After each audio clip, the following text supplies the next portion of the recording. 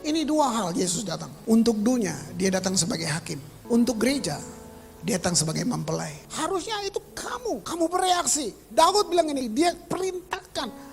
Kenapa kamu susah? Kenapa kamu gundah gulana? Hai jiwaku, pujilah Tuhan. Artinya Daud lompat dari kenyataan, keluar dari situ. Dia tetap susah, tapi dia keluar dari situ dan dia bilang, langit menceritakan kemuliaanmu. Kenapa dia memilih untuk tidak join dengan keadaan ini? Itu pujian penyembahan. Jadi kamu mesti memutuskan. Penyembahan terjadi karena kamu punya hubungan dengan yang kamu sembah. Sorga menonton penyembahan di bumi. Jadi kalau kamu gak menyembah, itu masalah kamu, bukan masalah mereka yang di depan. Tapi kita tergoda. Terasa belum jadi well kalau kita gak teriak-teriak. Amin. Buat Tuhan dengar atau buat siapa lo ngomong tadi? Tuhan tuli emang. Kedewasaan kita gak ada. Kejujuran kita hilang lebih lagi. Sebenarnya kita gak jujur. Kita pakai topeng. Nah, waktu setan dipisahkan dari Allah, waktu Lucifer terpisah, disitulah gelap, kosong, akibat keterpisahan. Jadi Tuhan tidak ambil talentanya, Tuhan tidak ambil bakatnya, Tuhan bukan pendeta yang udah kasih kemalin. Nah gitu kan. Kamu pernah baca di Alkitab, waktu Tuhan buang malaikat Lucifer ini, terus Tuhan bikin malaikat baru, Lucifer berdiri depan Tuhan. Bagus, tapi nggak ada yang nyembah kamu. Dia cuma mau bikin Tuhan nyesel, kenapa lu buang gua? Kali ini, waktu setan bilang, nggak ada lagi yang nyembah lo. Langsung bilang, tunggu. Dia ambil tanah, dia mulai kotorin tangannya. Tuhan kerja, dia bikin tanah. Dia hembuskan, dibilang nefes haya. Malaikat gak dapat itu. Malaikat gak segambar dengan Allah. Mereka cuma makhluk kudus. Waktu dia hembus, kamu mau lihat keajaiban. Seketika tanah berubah jadi daging. Seluruh organ tubuhnya terbentuk. Begitu mata Adam terbuka, dia gak lihat air terjun Niagara. Dia bukan lihat gunung Himalaya. Dia lihat wajah penciptanya. Waktu itu jadi. Kan Tuhan bilang, sungguh amat baik. Tuhan lihat ke Lucifer, Tuhan bilang, dia yang ganti kamu. Jadi worship leader buat saya. Sebab itu kita, makhluk penyembah. Selalu ada yang kurang kalau saudara gak sampai di penyembah. Waktu Lucifer lihat itu, dia tawarkan ke Adam apa yang dia gak dapat. Langsung dia datang ke Adam. Bang. Adam jatuh, dunia gelap lagi. Manusia lahir dengan dosa Adam. Ini sifat yang diwariskannya, ada di manusia. Ingin dipuja, ingin terkenal, ingin terpandang, ingin dibicarakan orang lain. Itu menjadi natur buat kita. 2000 tahun kemudian, Tuhan kirim anaknya Yesus datang kembali. Tata kembali. Begitu orang percaya dilahirkan kembali. Begitu gereja-gereja lahir kembali. Bunyi-bunyian Tuhan dalam tubuh kita difungsikan kembali oleh Roh Kudus. Saya mau tahu bahwa waktu Tuhan bikin kita, ada instrumen di dalam kita. Kita punya pita suara, kita punya ritme, kita punya semuanya untuk kita menyembah Dia. Jadi jangan sembah karir, jangan sembah hartamu, pasanganmu, jangan sembah dunia ini. Jadi gini, inisiatif penyembahan yang membawa bangsa-bangsa kepada Allah, itu tidak mungkin keluar dari Daud orang Yahudi yang sangat rasis. Tapi lewat penyembahan, Tuhan wahyukan bangsa-bangsa menyembah. Karena bayangkan, dalam penyembahan dan pujian, kamu sedang mengakui sifat-sifat Tuhan. Saya nggak percaya itu biasa aja. Nah, kalau dia nggak ada nyawa, ya dia cuma kata-kata. Alkitab bilang, kerajaan Allah bukan perkataan, tapi kuasa. Apa itu pergerakan? Apa itu prophetic church? Apa itu prophetic people? Bukan hanya ada orang berdiri dengan that says the Lord. Tapi prophetic church adalah waktu Tuhan lagi bergerak, ada gereja yang siap di situ. Pemulihan Pondok Daud adalah pemulihan hubungan antara Bapa dan manusia. Itu yang Daud buat. Saya sudah bedah banyak bukunya Daud. Sampai dibilang begini, kenapa Tuhan tidak bunuh Daud? Dia melanggar peraturan keimamatan. Yang paling parah, jadi isu perdebatan adalah dia ganti korban penghapus dosa, yaitu korban bakaran, dengan sacrifice of praise. Pertanyaan gini, apakah pujian kita sacrifice? Apakah penyembahan kita sacrifice? Nah, ini bicara kondisi hati semua kita. Ini tentang understanding. Pujian apa? Kita mengerti apa? Pujian. Oh, pujian lagu cepat, Pak. Penyembahan lagu slow. Terima kasih buat makanan yang datang di mejaku. Itu pujian. Terima kasih buat sepatu yang ku kenakan. Itu pujian. Bersyukur untuk apa yang Dia kasih. Tapi penyembahan akan bilang begini, sekalipun tidak ada yang datang di mejaku, sekalipun pohon ara tidak berbunga, tidak menghasilkan, aku tetap menyembahmu. Waktu iblis dengar itu, stres dia. Iblis gak ambil lu punya jam ibadah. Iblis gak ambil kamu punya lagi ada musiknya. iblis ambil kamu punya gairah dari dalam. Supaya dia terus datang ke Tuhan. Dia bilang, kamu lihat semua gereja cacat. Dia akan terus datang ke Tuhan. Dan selalu bilang, gak pernah ada gereja. Kamu lihat mereka jatuh lagi, mereka bikin salah tuh. Gak pernah. Apakah Tuhan menyesal?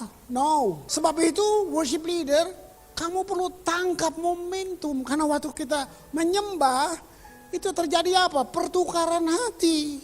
Kita menyerahkan hati kita kepada Bapa. Bapak juga curahkan isi hatinya buat kita. Apa yang dia mau buat. Itu yang Paulus dan Silas buat. Enggak dibilang dia nyanyi lagu apa kan. Kenapa di Alkitab nggak ada jenis musik apa? Kamu temu apa dia? Nggak ada. Kenapa? Supaya lu nggak sembah musik. Musik penting tapi bukan esensi. Jadi artinya gini, kalau nggak ada itu namanya free. Bebas penyembahan. Jadi sebenarnya bilang prophetic worship. Ampun, kalau kamu dengar prophetic worship, kamu cuma nyanyi kayak how great thou art. Kamu bilang, aku memuji kebesaranmu. Ada orang yang dengarnya nggak gitu. Ada orang yang dengarnya bahwa Tuhan, saya mengerti kamu.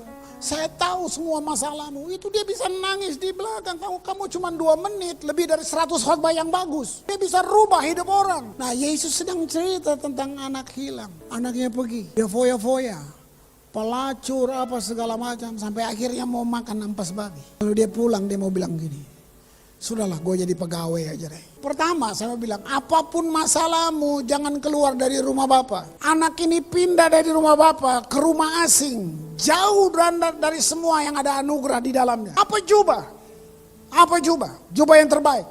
Waktu dia pulang dengan dalam keadaan seperti itu, Tuhan bilang, itu adalah masa depan yang terbaik dikasih. Apa cincin? Cinta yang termeterai. Tuhan kasih buat. Apa sepatu? Kamu sudah pakai sepatu untuk arah yang salah. Tuhan kasih kasut kebenaran lagi buat kamu.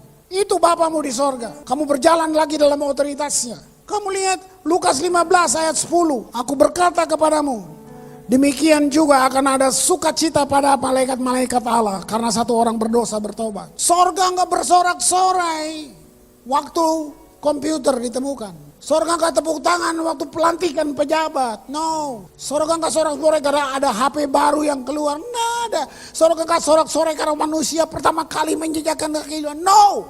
Tapi ada satu orang bertobat. Sorga bersorak-sorai. Artinya gini, kamu masterpiece-nya Tuhan. Kamu mahal. Kalau kamu tahu itu, kamu nyembah, gak usah disuruh. Bagaimana alam semua bereaksi waktu kamu berbalik kepada dia. Di sini Tuhan sedang bilang, sorga bukan tempat kusam. Sorga bukan tempat yang membosankan dan orang-orang yang membosankan. Sorga bukan tempat yang kaku, penuh penghakiman. Belum jadi hakim aja udah menghakimi lo. Jadi makanya saya bilang, kamu pikir hanya karena lu nyanyi terus Tuhan bilang itu penyembahan? No, penyembahan tanpa hubungan adalah penyembahan terpaksa. Saya bercerita, mau lihat alam semesta waktu Tuhan pertama buat, dia ciptakan. Nah, kalau saya pakai bahasa sains, kita malam pulang nggak apa sih ini? Jarak satu bintang ke satu bintang puluhan tahun cahaya, gila. Tuhan, seniman agung. Terus dia bilang gini, mari kita teruskan ini, kita buat manusia seperti kita. Waktunya ndak lama, Adam melepaskan pelukan itu. Saudara, waktu saya duduk merenungkan itu, saya lihat gambar Tuhan yang lain. Tuhan bukan menghukum Adam di Taman Eden. No, Tuhan kasih tahu, ini konsekuensinya kalau kamu melanggar ini. Nah, waktu Adam buat itu, Tuhan kemana? Eden disingkirkan. Tuhan kemana? Tuhan ikut Adam keluar. Tuhan kamu, Tuhan yang ada di arena. Dia bukan nonton-nonton di surga. Dia ikut Adam dalam seluruh pengembaraannya. Dia menangis. Dia bilang, kamu lepaskan tanganmu dari dansa kita. Tunggu, saya akan tebus kamu kembali. Dan gereja harusnya bawa kembali ini.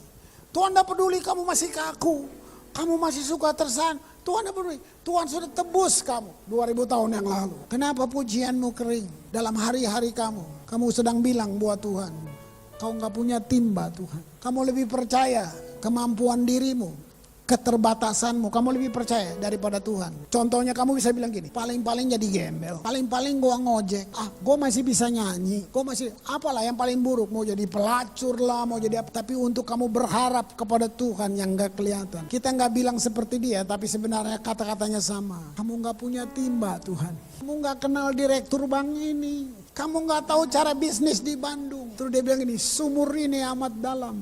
Kamu sedang bilang sama Tuhan, Kamu tahu nggak dalamnya luka saya? Dalamnya semua sakit, pahit saya. Tuhan tahu nggak? Kita sedang bilang begitu. Tapi kita juga menyembah. Penyembahan kita cacat. Padahal Yesus tidak butuh timba itu. Karena Yesus tidak ambil air dari situ. Yesus curahkan air dari atas. Waktu perempuan ini tercengang. Dia bilang, beri aku supaya aku nggak kembali. Saya kasih tahu. Penginjil pertama wanita di perjanjian baru. Pelacur Samaria. Kamu tahu Tuhan mati bukan untuk kamu, dia mati sebagai kamu. And Jesus made himself nothing.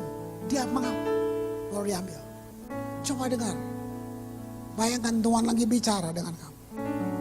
Dia bilang, gereja, mari dansa dengan aku.